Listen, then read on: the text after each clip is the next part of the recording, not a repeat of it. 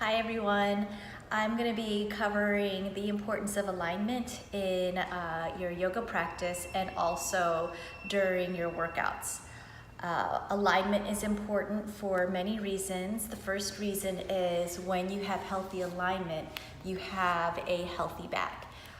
Your spine, whenever alignment is off, your center of gravity is off, and the first part of your body that feels the consequences of unhealthy alignment is your back, because it has to adjust to the shift of the center of gravity. The next thing that is important after alignment, of the healthy alignment, is that when your alignment is healthy, it keeps your joints healthy. When you shift the center of gravity, your joints have to adjust and compensate so that it doesn't fall over because alignment isn't healthy. So it does weird things so that you don't fall and lose balance. And in doing those weird things, you are putting undue pressure in the joints to compensate for the unhealthy alignment and the shifting of the center of gravity. And then the next thing after that is when your joints are off and your spine is off and all of this shifting is happening, any of the body work that you do to help strengthen your muscles, those muscles then form asymmetrically. And then you're creating these muscles that that one side is stronger than the other. And you notice that in your workouts. You'll notice that on one side, a movement is easier to do versus another. Or you'll also notice that when you're stretching out, one side is tighter and then the other side feels more open. And that's because over time, your body has learned to compensate for the misalignment.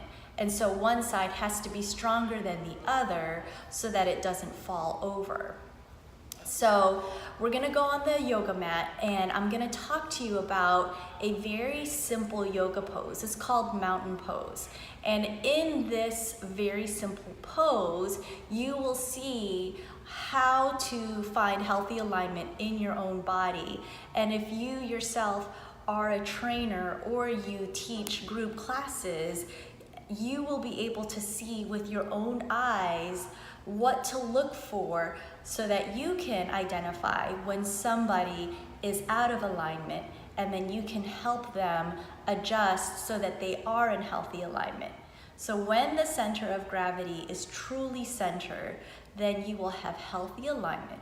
And when you have healthy alignment, you have a healthy spine, you have healthy joints, and you have muscles that are strong symmetrically. And when you have strong muscles symmetrically, one side is not going to be stronger than the other, and one side will not be tighter than the other. And it's a lifelong progress. There is not one human body on this earth that is equally symmetrical. And so part of our health work when we are working on being stronger and more mobile, part of that is always trying to find our center. So let's get on the mat and I'll show you mountain pose.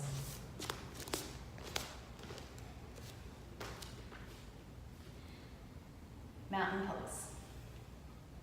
So you'll notice right here that the shoulders are over the hips, hips are over the knees, and knees are over the ankles. So this is mountain pose from the front side.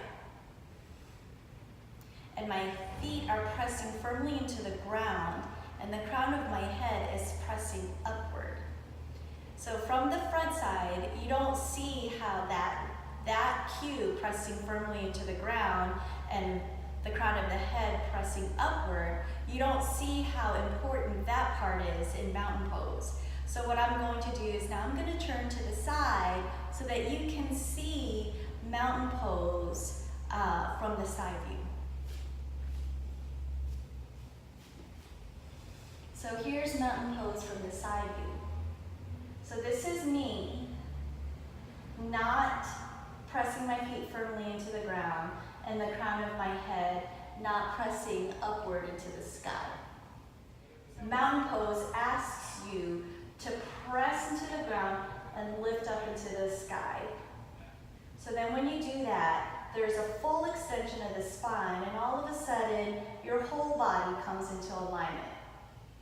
And you'll see that the back of the head and the tailbone are in line with each other. The shoulders are still over the hips are over the knees, and the knees are over the ankles. And the arms hang, and the wrists, depending on how tight your shoulders are, the wrists should fall right in line with the shoulder sockets. There are several common postures. There are some people who have a sway back, and so they stand like this. And if you notice, when you stand like this, and not in true mountain pose, when you stand like this, you will notice that there is a sinking into the lower back.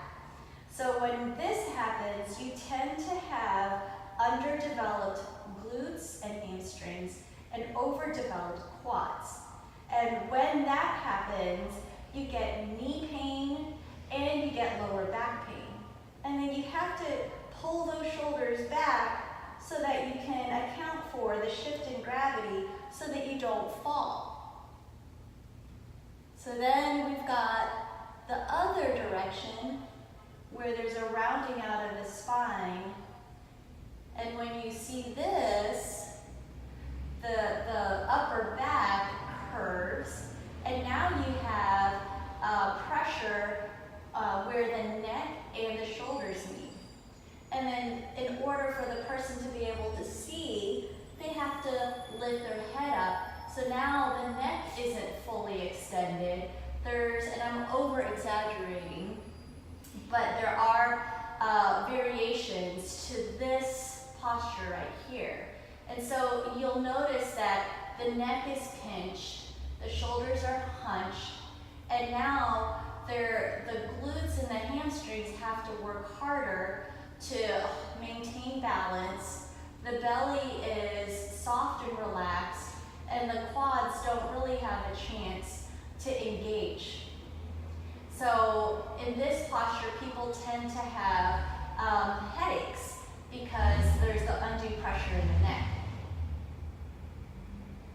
So then what you have to do is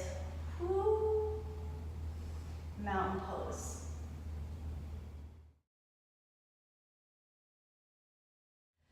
I'm going to do some poses, some regular shapes that you make in yoga and in workouts. And I want to point out where mountain pose is in all of these postures, because clearly when we do our workouts and when we do yoga, we don't stand like this the whole time.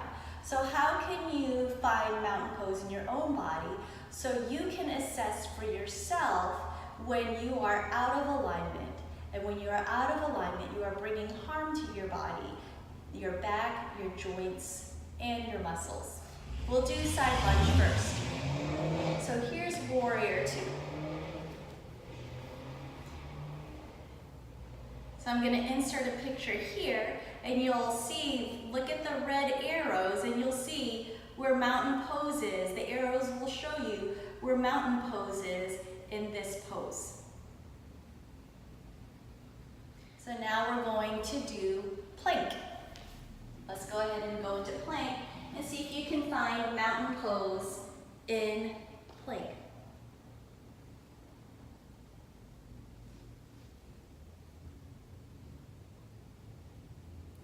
And now we're going to do mountain pose in tabletop.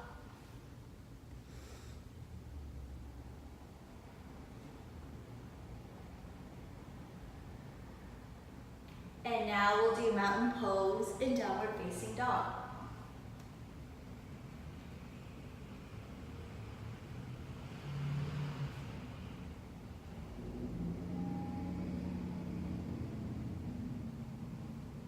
And now we'll do mountain pose in a lunge.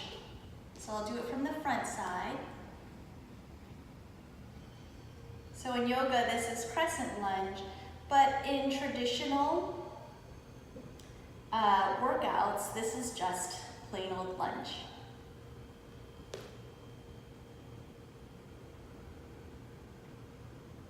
Okay, now I'm going to show you from the side view the lunge.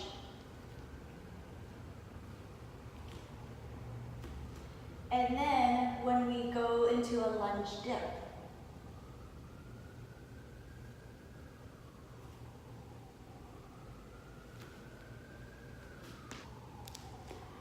So those are some of the poses that you can use to find mountain pose.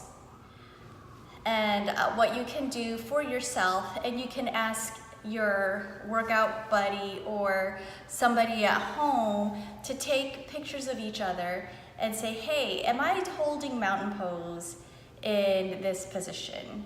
And really, when you are able to hold mountain pose in all those different shapes, what you're doing is you're keeping all of your muscles engaged, and that makes your workout that much more effective because there's not one part of your body that's checking out.